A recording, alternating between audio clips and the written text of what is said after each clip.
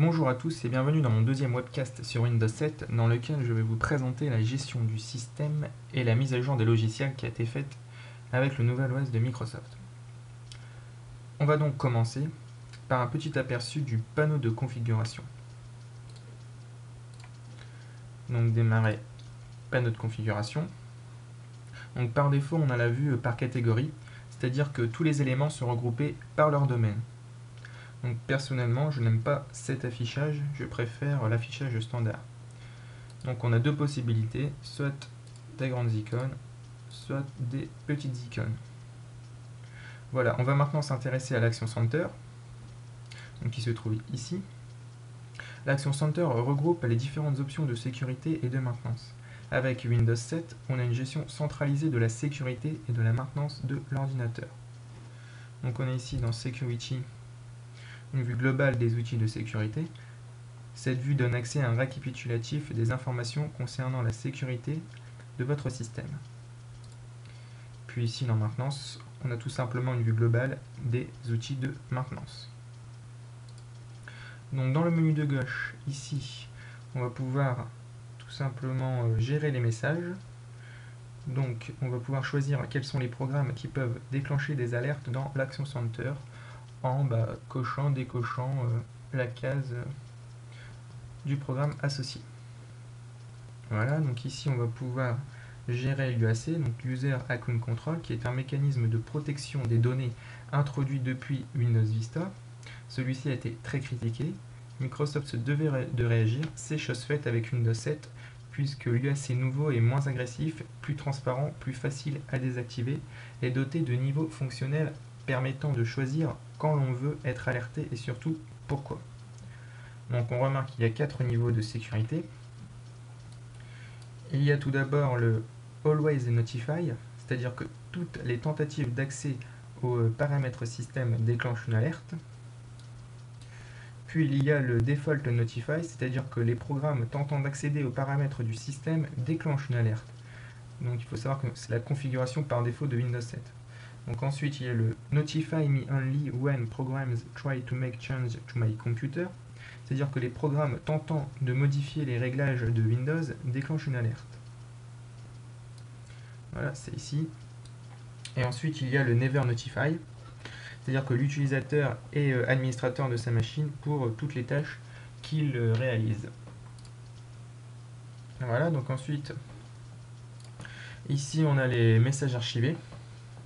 Donc les messages archivés sont des archives de tous vos problèmes, c'est-à-dire, voilà quoi. Donc cela va nous permettre par exemple de consulter des solutions d'anciens problèmes.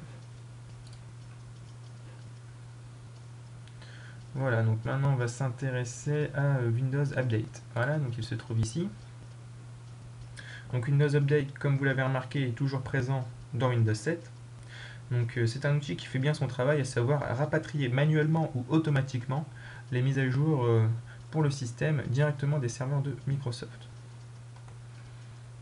Donc voilà. Ensuite, on va aller faire un petit tour du côté des périphériques et imprimantes. Donc c'est ici. Donc sur cette fenêtre, on voit que tous les périphériques connectés à la machine sont visibles à l'aide d'une représentation graphique. Donc c'est très bien fait, je trouve. Voilà, donc maintenant on va aller voir la résolution d'erreur. Donc c'est Troubleshooting.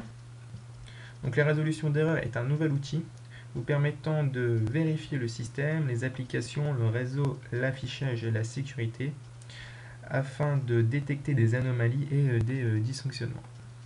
Donc ça peut être très pratique. Ensuite, maintenant on va s'intéresser à System Protection. Donc pour cela, rendez-vous dans System, puis ici System Protection. Donc System Protection va permettre tout simplement la création de points de restauration. Donc il suffit ici de faire Create, de nommer le point de restauration et de cliquer sur Create. Ensuite on a System Restore. Donc System Restore est un outil de restauration, de point de restauration. Donc il suffit de cliquer ici sur System Restore. Voilà, donc là on a un peu tous les points de restauration disponibles. Il suffit de choisir celui qu'on veut, faire un Next et cliquer sur Finish. Voilà, ensuite on a Windows Backup and Restore. Donc ça se trouve là, voilà. Donc Windows Backup est un outil qui, comme son nom l'indique, permet de faire une sauvegarde complète ou partielle de vos fichiers. Donc pour faire un backup, il suffit de cliquer ici sur Setup Backup. Donc de sélectionner l'espace et espace libre, voilà, et de suivre la procédure. Ensuite, on a le Windows Raster Files. Donc voilà, c'est ici. Donc une fois votre sauvegarde terminée, vous pouvez la récupérer avec Raster Files. Donc voilà, pareil. Donc on sélectionne et on suit la procédure. Ensuite, on va parler du contrôle parental. Donc c'est ici Parental Controls. Donc le contrôle parental de Windows 7 permet de contrôler un utilisateur de l'ordinateur en appliquant des règles sur le temps d'utilisation de l'ordinateur, le droit ou non de jouer à des jeux et si oui de quel type. Et enfin, la limitation de l'utilisation des programmes de l'ordinateur. Donc là, j'ai qu'un seul compte utilisateur qui est de plus administrateur. Donc il faut savoir qu'on ne peut pas mettre un contrôle parental sur un compte administrateur. Donc là, il faudrait que je crée un nouveau compte utilisateur donc standard et que j'applique depuis le compte administrateur un contrôle parental sur le compte standard. Donc voilà pour ce qui est un peu de la gestion système. Maintenant on va s'intéresser à la mise à jour logicielle. Donc on va tout d'abord regarder Paint. Donc voilà, Microsoft nous livre un Paint doté d'un ruban, donc à la Office 2007. Donc on voit que les logiciels ont été inspirés de Microsoft Office 2007. Donc le ruban toujours bien pratique, il permet un accès rapide aux options du logiciel. Donc, un rapide petit aperçu de ce logiciel Paint. Voilà, donc ensuite on va aller voir WordPad. Donc voilà, donc pareil comme Paint, il possède un ruban de menu, donc idem inspiré de Microsoft Office 2007.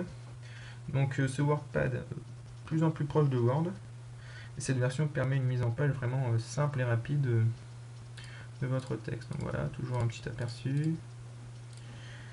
Voilà, donc ensuite on va aller s'intéresser à Windows Media Player, donc c'est le 12, version 12.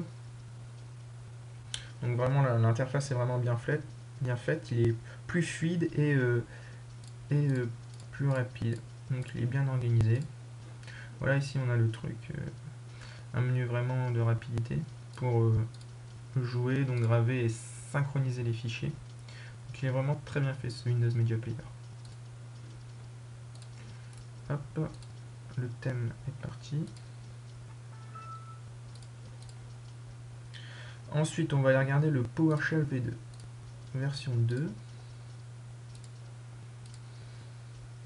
Voilà, donc Windows PowerShell, donc anciennement Microsoft Command Shell, est une interface en ligne de commande et un langage de script développé par Microsoft. Il est basé sur la programmation orientée objet et le framework Microsoft.NET. Donc c'est une version 2 qui est avec Windows 7.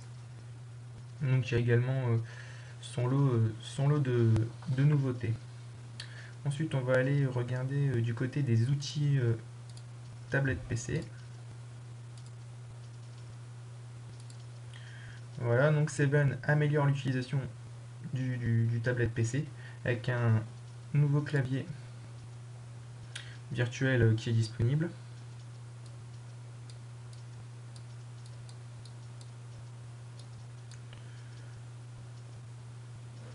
Donc voilà, donc c'est idem très joli. Donc voilà, le design est très beau. Voilà, donc là voilà le clavier. Pareil, très joli design. Voilà, kit. Ensuite, on va s'intéresser à la calculatrice. Voilà, donc calculatrice, toute nouvelle calculatrice également, logiciel mis à jour avec le système d'exploitation Windows 7, donc elle est complète et performante. Donc cette fois-ci on remarque qu'il y a 4 modes, donc le mode standard, mode scientifique, mode programmeur et mode statistique. Voilà, donc pareil, rien d'extraordinaire, mais c'est joli, c'est design. J'aime bien. Et ensuite, on va finir avec cette fois-ci le navigateur web de Microsoft, donc Internet Explorer. Donc avec Windows 7, on a la version 8. Donc pareil, qui est censé être plus stable et plus rapide. Ah oui, ce qui est sympa au niveau de l'URL ici, c'est que le nom de domaine est en gras.